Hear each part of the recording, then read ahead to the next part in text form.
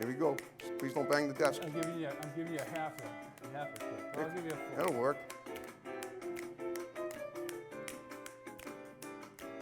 This is one of the first things I saw when I tuned into your show. That's I the thought first thing was everyone's supposed great, to see. yeah. That's the idea. That's what hooks them in and reels them on. Here we go. Good afternoon, everyone, and welcome to Topic Time with Harrison Young, the first December edition in Easton. I hope you guys all had a great Thanksgiving.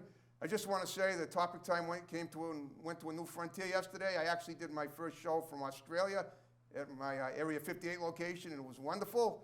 The woman was an author that I had. She said she flatlined, and then she got sent back to Earth to live her life out and appear on Topic Time with me. So everything happens for a reason, as I always say. And again, I have an author tonight. He's a little more local. He's from the area. He's actually from Northeastern originally. He lives in the Cape now, but he came back here to do the show tonight.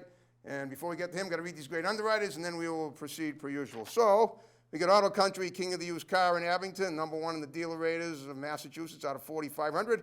We got Johnny Macaroni's Restaurants, 2 in East Bridgewater, 1 in Halifax. We got Lynch's Towing Auto Cycle and Truck Center in Brockton, 1 number for towing, 1 number for projects. We got John's Greenhouses and Florist Shop in Brockton. We got Auto Town Auto Glass installed in Abington. We got Manny's Auto Repair in Taunton. We got Brighter Days in Taunton, Hair Salon. We got Britton Tire Service in Brockton. We got Doggy Boutique, all breed professional grooming for dogs and cats, run by my great next door neighbor, Debbie Siddell in Brockton. We got Easton Fitness and the Village Shops in Northeastern. We got Grant's Rental in Bridgewater. We got the Gun Runner LLC in Middleborough, dedicated to your Second Amendment rights. And we got Joe's Diner in Taunton.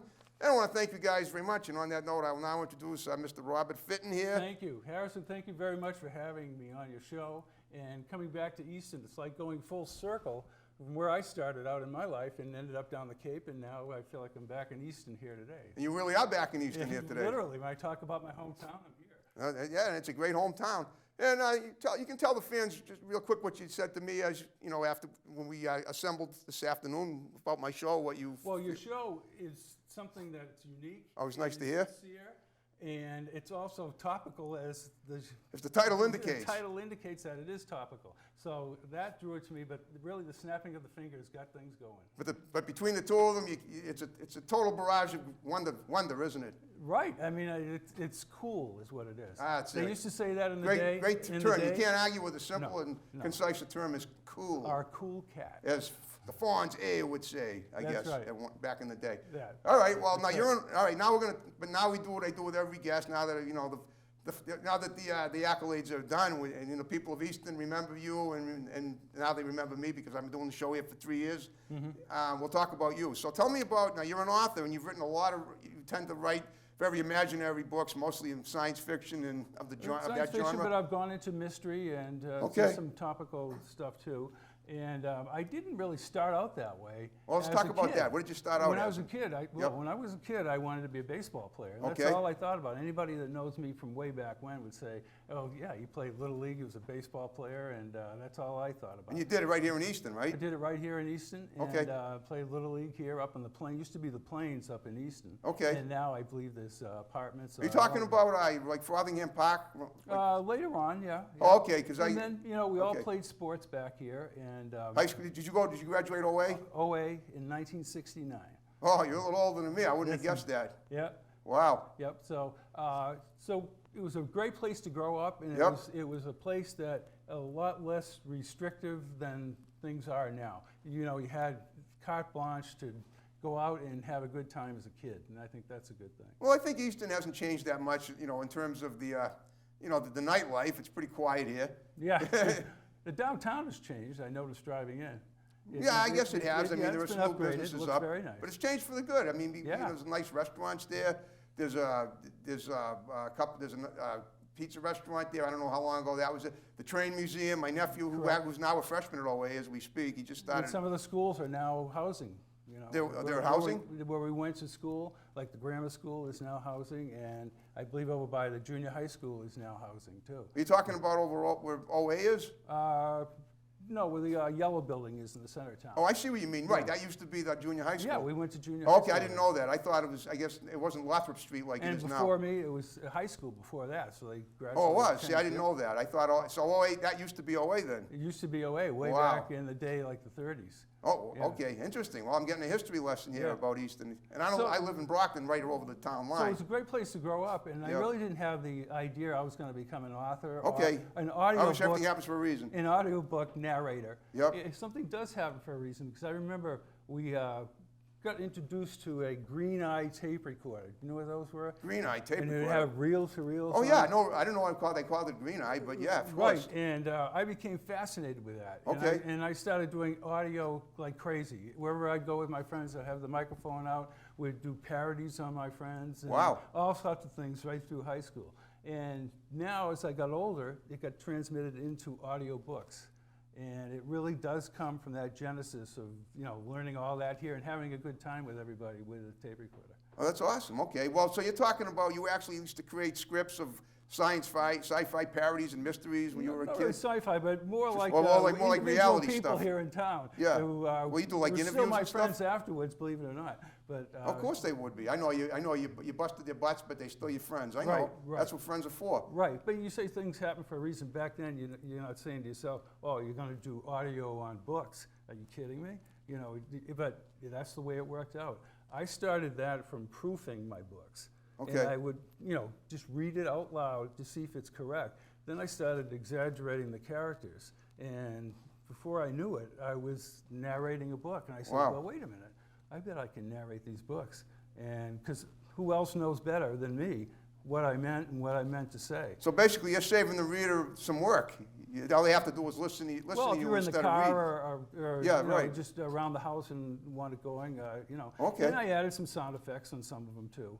Wow, But- I didn't know you did that. I thought everything was just regular books. But it was Okay. fun. It's Yeah, fun yeah. to do that. You get into these characters and the voices just come Yep. as you're narrating. You say, well, what am I going to use for that guy for a voice? And when you start reading it, all of a sudden you know what the character, what their emotions are, and the voice sort of comes. Okay. Well, tell me about the type of books that you, first of all, now you started, as a kid, you've already felt that it was important to use sound as a tool for your writing. Sound is a tool, and I'd always be doing not imitations, but empathy with somebody would say something and I kind of flip back, imitating them, that type of thing. Okay. But I think that was more getting into a character, which I didn't know at the time. Right. But in a way, it How was are you to building, know? your literary aperture, if you will. That's a good Thank you. term. Exactly. Yeah, I was a writer too. If I had my notebook here, I'd be writing that You down. feel it? Right. Go ahead, write it down. You can take credit for it. But it wasn't until I got into college and I was in a course. What college? Up at UMass in Amherst. Okay. And I was majoring in American Studies, which is American history and political science. You weren't a party animal there, like everybody else? No, I got that out of my way. I took some time off from school because of that. Oh, okay.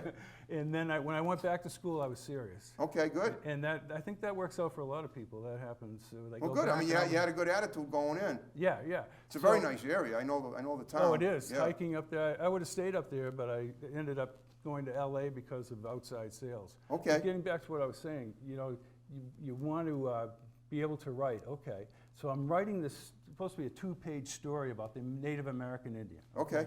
All of a sudden, I'm typing and typing and typing. What the heck? This is, I'm pretty good at this. And all of a sudden, I'm 10, 12 pages out, and I do a couple drafts on it, turn it into the professor, and he's ecstatic. Wow. He can't believe it. And all of a sudden, I say to myself, geez, I know how to write. And I kind of let that go by the wayside. And I started in on a novel a little bit later, a Star Trek novel. Wow. I was a big Star Trek, the original series fan.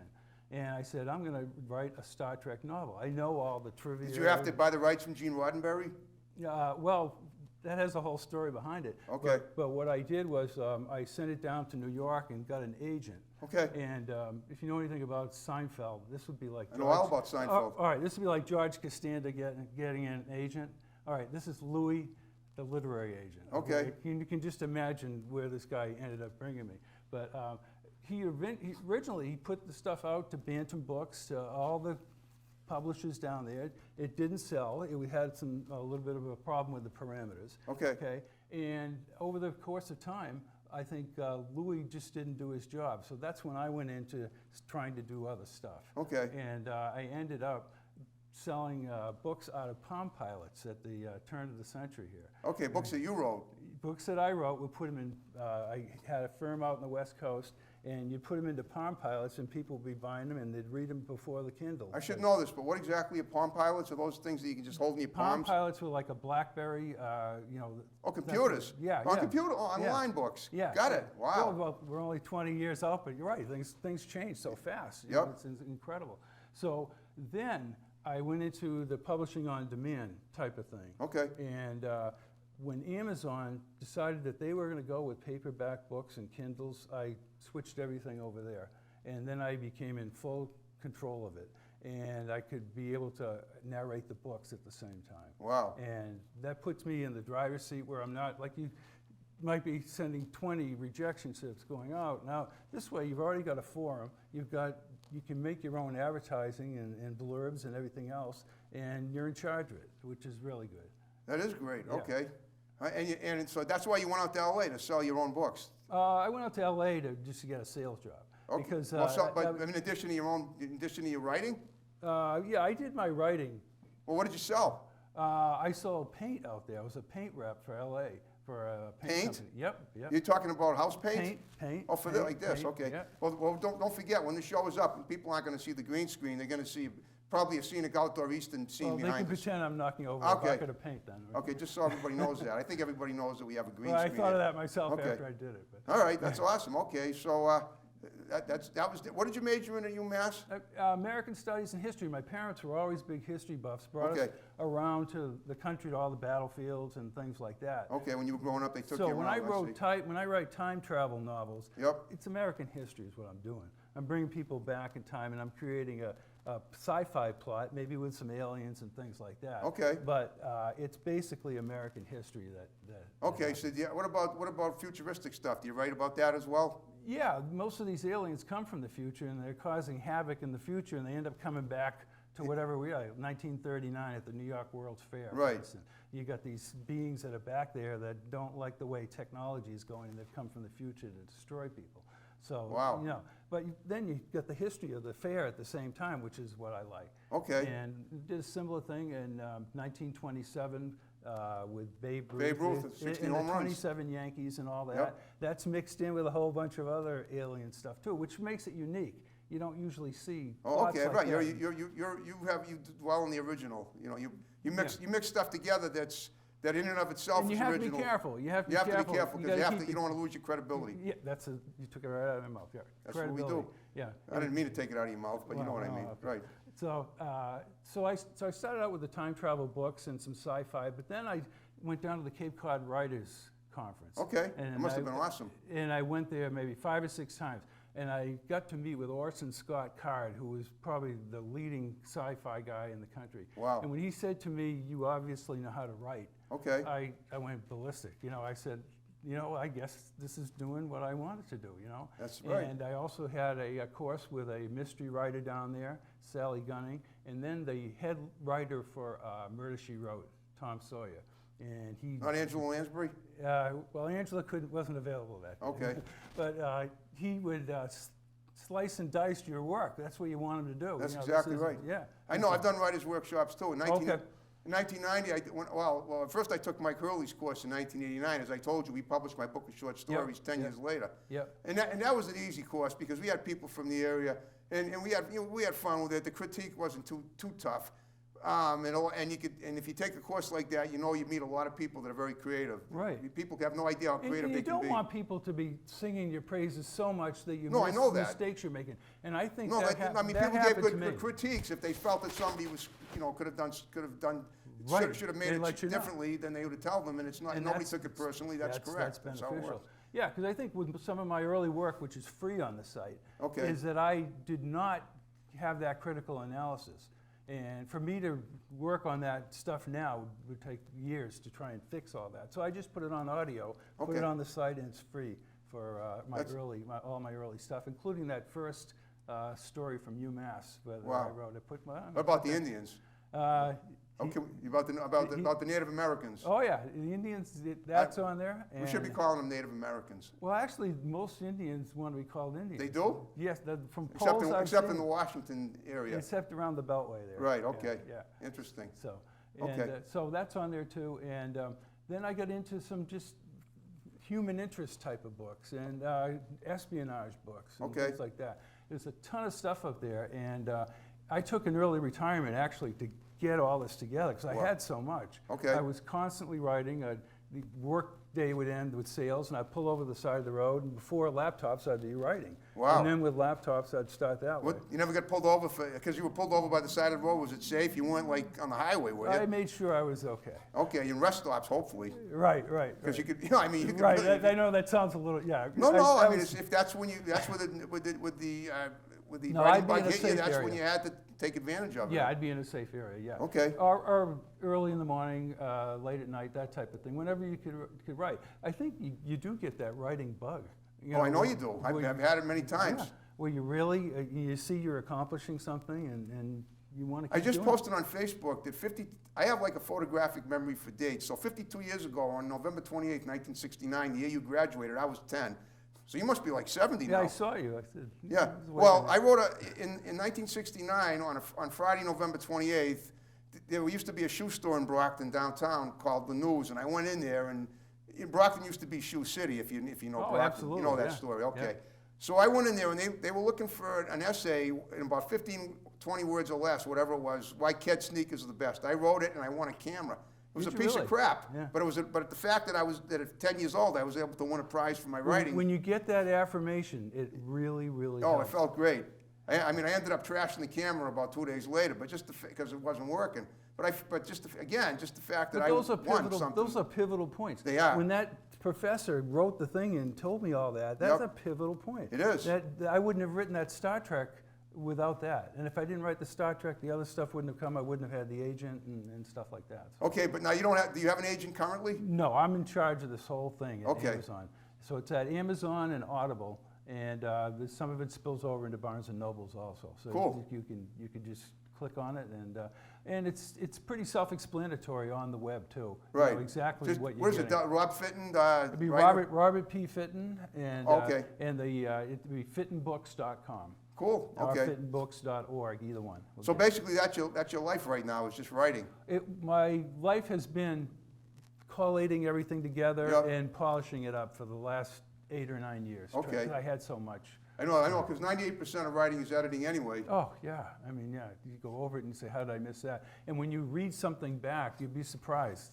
No, I know. Yeah. And sometimes what you do, your best thing you can do is leave it for about 5 weeks and then read it again. Yeah, Because it's absolutely. almost like, because then you're not going to be, because then you're like doing a fresh start with it. It's like you're looking at it One of the- yeah. it's from a different standpoint. One of the like writers at that course actually said exactly what you're saying. Yep. Sally Gunning. She said, you just let this sit, don't worry about it, and then come back to it. Exactly. No, I know. I think that's what Ray Bradbury did too. You know, he was one of the greatest.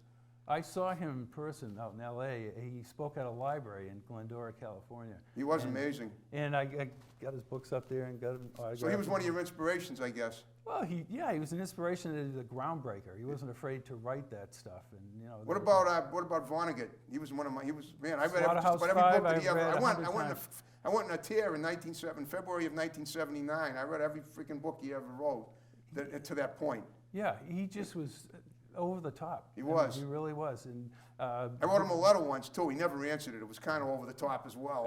But Billy Pilgrim and that Billy whole, Pilgrim, yep. whole Slaughterhouse Slaughterhouse Five Five, thing, yep. trying to decipher that. I'm still trying to decipher the time period and all that. It's Well, that was the war. yeah, World War II. yeah, Dresden. Dresden, right? Bombing of Dresden. We saw the movie September 3rd, 1972. Yeah. That's the day I told you I had a photographic Oh, memory. that's good. Yeah, for my autism. That's what makes what I do so special because I have That's autism. cool. Yeah. All right. Well, over the years, how many books would you say you've written and all? I saw the picture on your Facebook page. It looks like you had about Oh, 200 of them. No, it's not that many. No, I know, but I'd I'm say exaggerating, but go ahead. with the freebies, it's in the upper 40s somewhere. I That's don't know pretty good. the exact count. But, you know, and again, the freebies are good just to get the gist of my style. Right. It may have been a little rough the way it was written, but at that time, But the style is there, the plot is there, the aliens are there, and Wow. it's good. Yeah. Okay, now the thing is, whenever I'm reading a book about aliens, I'm always, it's very difficult, and I loved Lost in Space as a kid. That was, Oh, me too, Dr. Smith. Dr. Smith, he was a crazy man, and but the fact that you're traveling to a foreign planet, and aliens are talking perfect English to you, that's freaky. Well, you So- get a lot of translators out there. You do, but I'm just saying that if you're gonna create science fiction that's credible, you got to figure out a way that they can do it. They can either communicate Well, I telepathically. did that in a book called Sojourn. Okay. And that's a huge book. It's like, it starts out on Earth and ends up going to the Earth's predecessors on other planets. And they're the Creods, not the Creons. Okay.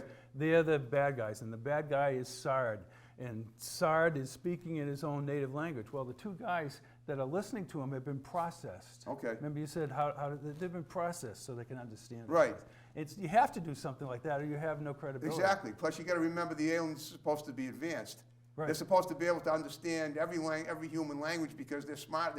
They're supposed to be smarter than us. They're advanced, but these aliens end up being brutal at the same time. Oh, of course they're brutal. Yeah. If they weren't brutal, they wouldn't be a good. Yeah, right. They wouldn't be interesting to nemesis, write about. Exactly. That's right. I know. That's right. All right. Well, now let me ask you this: do you have any visions of the future in mind for a book that's Well, can you envision Earth like 1,000 years from now? Do you have any idea? Just curious if you want to throw some Well, ideas out. I think where we're going now is something I addressed in that Sojourn book. Okay. And the aliens had actually put humans into these capsules Okay, in wow. virtual reality, Ooh. and that's where they ended up. And I think there's a real Sometimes danger. virtual reality can be very pleasant if it's It done can well. be, but it can also go the other way, and It other can. people could control it. Right. And I think that's the danger we have. We can go one or two ways. Right. We can go toward that transhumanism, Yep.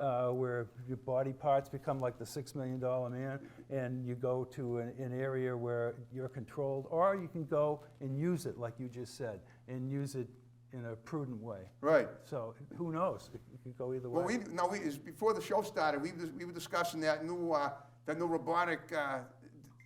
The little organism, like the organisms that have been discovered by, or that have been perpetrated by the scientists that are supposed to help the human race, when in fact they may turn out to burn us in the end. If there's a big question mark there, you got to ask yourself, why are they doing that? I mean, if you I don't know. know They definitively. say it's supposed to help clean up the plastics out of the oceans. Well, then what happens when it gets inside you? I don't know. It's something, unless you know exactly. And in one of my books, I had the one philosopher saying Nachdenken in German, which means to think.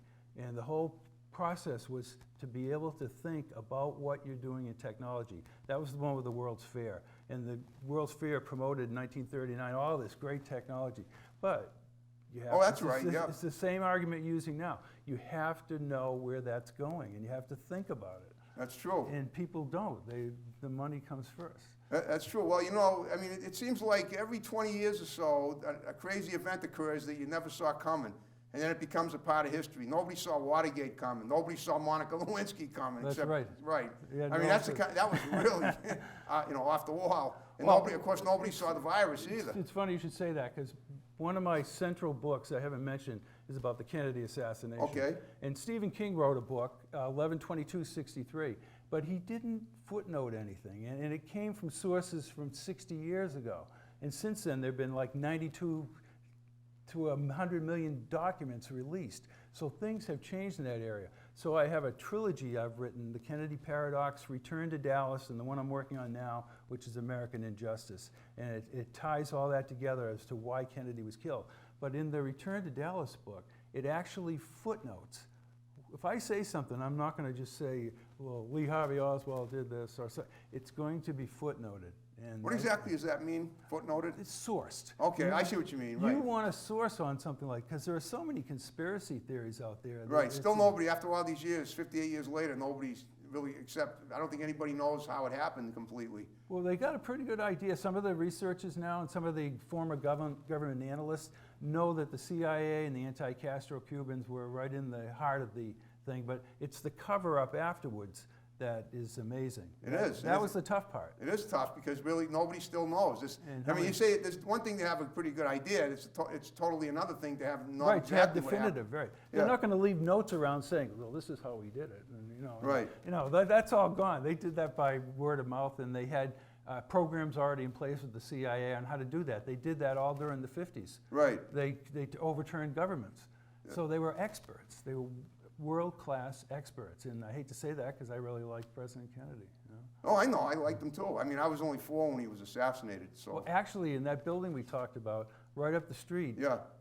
we were at a dance at that building, and the principal came out and said, I have some bad news for you. The music went off, and he said, the president's been shot. Oh my God, that's right. You were a kid. Right. You were like 12 then. Right. We were concentrating on dancing, the girls out there and everything, and this just floored everybody. I'm sure it did. Wow. Yeah, just floored everybody. So I think it's a good thing that I did source all that. I'm very, very happy. It took 2 years to do it, but. Did you relate your own experience of what you just No, what you just I described? concentrated on, this is a novel, so you got two Yeah. people coming back in time and Oh, I blah, see, blah, blah, okay. blah, blah. But you also have, like, if they surveil Lee Harvey Oswald, there's the footnote, this is Yep. how it happened, here's how the testimony was, et cetera. And it's just not thrown out there for the heck of it. There's a lot of that going around with that particular event. Okay, well, guess what? We're down to the final 5 minutes of the show. You're kidding. We always make it go by fast. Always have fun on topic time. So like I told you at the beginning, what I'd like you to do is look at the camera and give a few shouts out to people. Well, that I'd are gonna say, first guy I'm going to say hello to is my friend Woody, who grew up with me here in Easton. And, Woodrow! yeah, and he's probably lurking outside the door now. And I'd say hi to my cousin Bonnie, who was excited about seeing this show. Sweet. And yeah, Bonnie was ready to see it. And we'll go down to my family down the Cape and grandchild that was just born. And Congratulations on that. Someday she'll see this. And my sons Nick and Tim and Lydia. When you see this, you're at high school. She's at college, rather. I'm sorry. Okay. Up at Merrimack. So hi, Lydia, and that's my shout out. Is that your wife? That's my granddaughter. Oh, I don't. Okay, when you said, oh, she's at college in Merrimack. Okay. Yeah. Okay, you didn't go. All right, that makes sense. I thought you didn't go to Merrimack. You went to UMass. Right. Okay, well, I hope you had fun with me. I did. This was fantastic. Thank you. I'd like to if do I it. could. I'd like to do it on one book at some point in time. What, my show? Yeah, just talk about one book. Your choice. Oh, I see what you mean. Okay, Yeah. that might work. All All right, well, if you had a good time with me tonight, what I always do now is I ask all my guests if they had fun. If you have any friends or people that you know that have interesting stories to tell, I'd love to get them on as guests. Sure. Have them text me. You got my digits now. Unfortunately, I forgot to shut my phone off, and I received 2 texts while we were doing the show, but they weren't too intrusive. It's a couple of dings. I think didn't we'll even survive. notice it. Yeah. Okay. And that's great. So before we wrap the show up, is there anything on the horizon that you want to mention that you might have overlooked that you got going on? If not, that's fine. I think that the third novel in that trilogy, American Injustice, with the Kennedy assassination, because after that, Jim Garrison investigated the assassination. Is that the one they made the film about, JFK? Right, The one in New and Orleans? the government came down on Yeah. Garrison, and at the time, I thought he was a wacko. He was the guy that was But he smoking the wasn't. pipe. But he wasn't. Right. He solved a lot of that issue there. Yeah, I remember that. It was back in 1966. That's when it was Exactly. documented. I remember that. So I went and saw that with my brother. Yeah, and they made a fool out of him, but he was right. Well, that's the only. That's usually when you're right, someone is out to make a fool out of you. Yeah, that's true. Because they're darn jealous of you. Yeah, I've been down that road many times. Well, thank you again for having me. And thank you. You were an incredible guest. Oh, thank you. All right. Well, all right, folks. Well, that's it. We're going to wrap the show up. So, Robert, are you ready to wrap it up the way we began it? Absolutely. Okay. Well, please don't bang the table if I ask, because I know it's easy you want to do it because it's so exciting.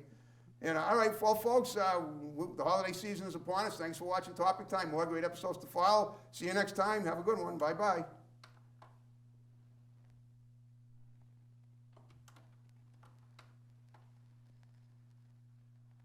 There we go. I thought we were going to have to go a I know, cappella. sometimes it goes to sleep on me. Don't stamp your foot too much either, please. That might screw the CD up also.